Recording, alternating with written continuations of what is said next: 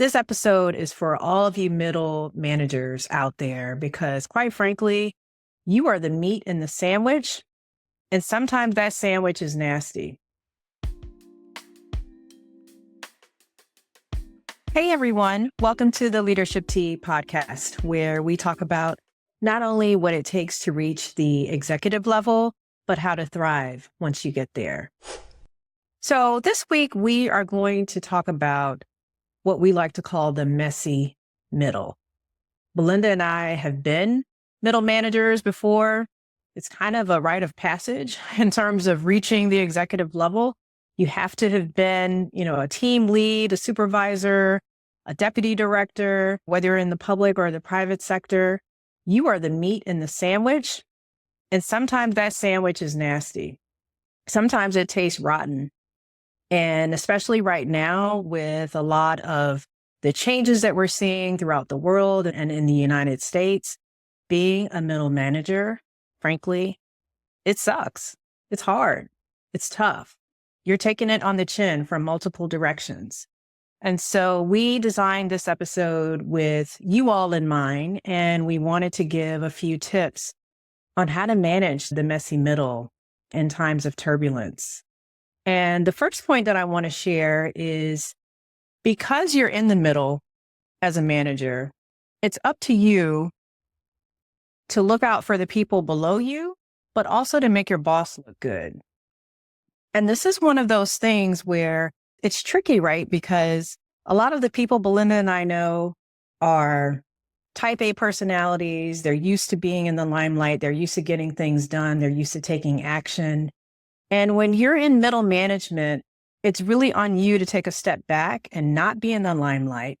Make sure that you're supporting the people who are reporting to you, but also make sure that you're being an ally to your boss and making your boss look good, making sure that the troops are doing everything that they need to do to keep deadlines met, the work is being produced in a timely and tight fashion. Everything that's within your power to make your boss look good is what you should be focusing on, while at the same time developing the team that's reporting to you.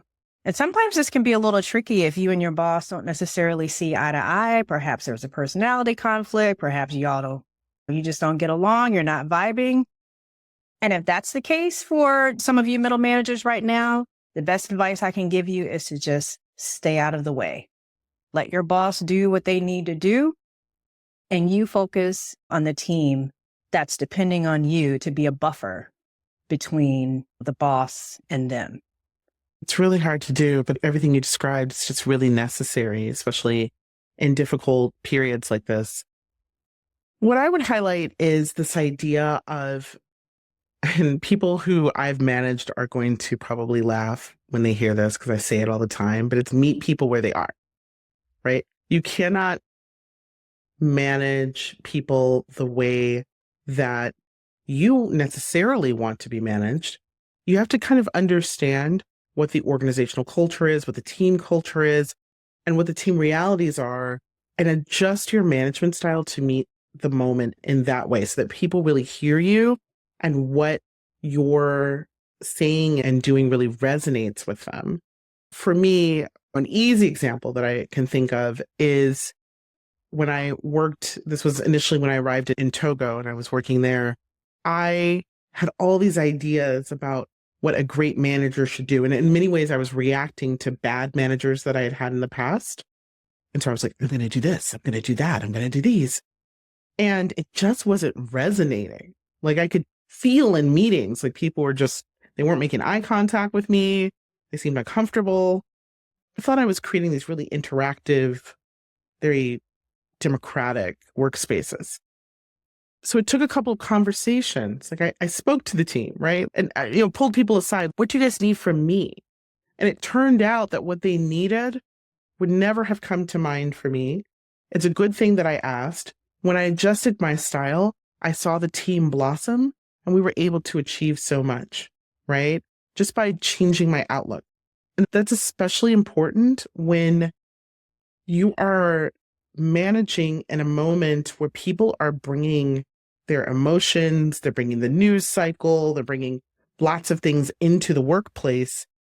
You have got to be able to steer them, and the way you're steered is not necessarily the way they are steered. So just being really cognizant of that and just talking to people and keeping the lines of communication open, especially with your key influencers within your office or your unit or whatever it is. And I think that's another important piece, Shelby, that I would mention, is really knowing the heartbeat of the team and who are the people who can help you influence appropriately. Like, who are your ambassadors? Yeah, it's so important. Communication, again, is something that we have emphasized in all of our episodes, and it's especially important right now. I liked your point on meeting people where they are. It's so critical because a lot of times we're so accustomed to, this is what's best for me. This is what's best for my circumstances and where I am. And we forget it's not about you, especially when you're a middle manager. You really have to take a back seat and focus on the greater good and the people that are around you. As you're meeting people where they are, you also have to meet the moment where the moment is. And what I mean by that is, a lot of times you find yourself in situations that you don't like, situations that you can't control, situations that are not ideal, situations that you did not envision you would be in or have to deal with. Sometimes the situation is what it is and not what you wish it to be. And the more that you wish it to be something else, it's just going to interfere in your ability to stay focused on the mission and to lead the people that are depending on you. And again, to be that meet in the middle where your boss is depending on you to do all the things and the people below you are depending on you to do all the things.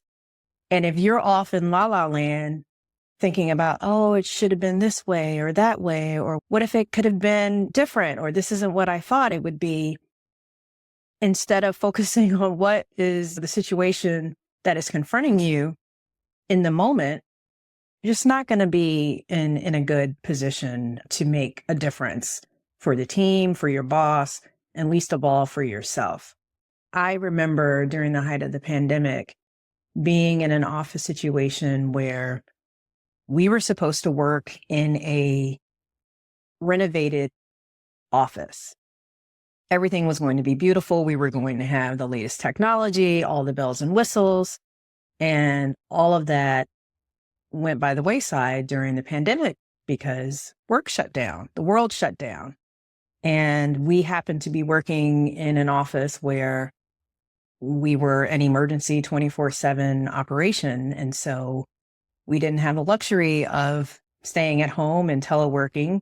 So not only did our operating environment change, and not only were we not working in the renovated office space that we thought that we would be working in, but everything completely shifted in a way that no one could have predicted, no one could have expected.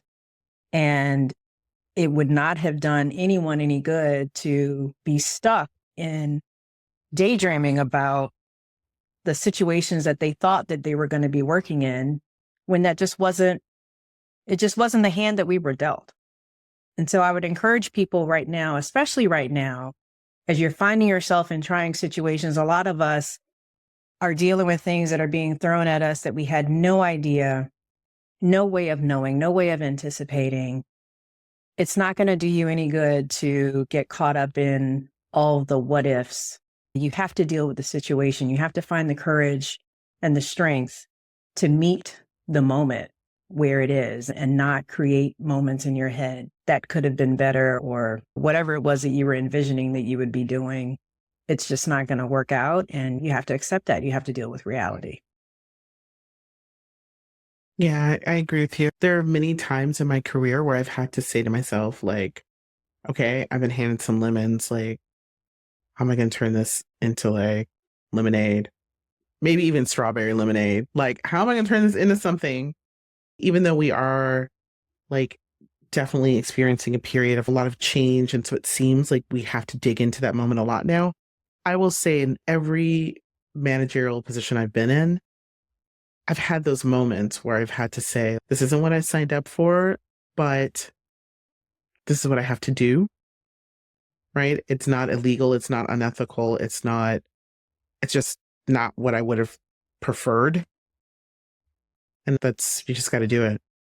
It's about just staying focused on the mission and tuning out the noise, which I feel like I've said before here, but it's like one of those things you learn in managerial kindergarten, and it's just going to carry you through every situation.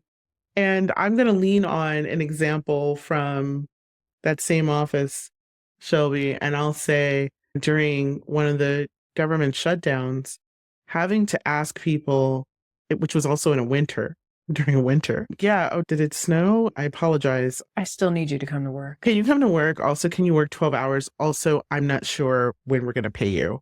Also, Wow. not sure if we're going to pay you overtime when we do pay you. Anyway, thanks. Can you get here? That is not pleasant for me to say. Yeah. And I definitely would have contorted myself in many different ways to try not to ask that, right? How can I change the situation? How can I fix this situation? Can I work instead and do this thing? But sometimes, no matter what, you can try to pull every arrow out of your quiver. You've still got to make that ask. Yeah. That's really hard. I find that it's helpful, again, going back to communication, is really contextualize things for people where you can. I understand that I don't know when you're going to get paid, and I don't feel good about that either. Also, I don't know when I'm going to get paid. Right. Whatever you read in the newspaper is what I know. But yet we all agreed that we would do this work even under these types of conditions. And we didn't expect those conditions to actually materialize, but here they are. And the forces are just greater than us. Again, every time I've managed, there's been some situation like that, right? And so people are bringing their anger, their sadness, their worry, the frustrations of their family, etc., with them to the workplace and expressing that in many different ways. And it degrades their performance. It does a lot of things. And so you have to help people to see that, like, I know that something just happened in the news cycle that has us all shaken, but we're here because we have to do X. Like, we got to stay focused on X. I know that you just received an email that made us all upset, but we still have to do X. Is there something I can do to help you do X? But like, we're still responsible for it. It still has to get done. And you have to model that for your team. And so you have to take care of yourself, though, too, because it means like you're taking on a lot. People are throwing incoming emotions and stuff at you as a middle manager. I don't like it. It's not fair. I don't want to do this thing. And you've got to push them. And that's so exhausting. I mean, it's just thinking about it. I mean, during that period, I told people I was like a Victorian novel. Like, I just took to the bed. Yeah. Right? I'm home. I hear you. Bed. Yes, sleep went out for me as well. It was like, do I sleep or do I get something to eat? Exhaustion went out. It was like ice cream and exhaustion. And those aren't good combinations. So you have to be really cognizant about, like, how am I taking care of myself so that I can be focused and keep the team focused and get us through this moment. Yeah. And I know that we have stressed getting through the moment, meeting people where they are in the moment. I do want to remind our middle managers that this is a moment in time. It doesn't feel like it right now, but you are building the resilience and the skills and the stamina that you will need, especially if you are aspiring to become an executive.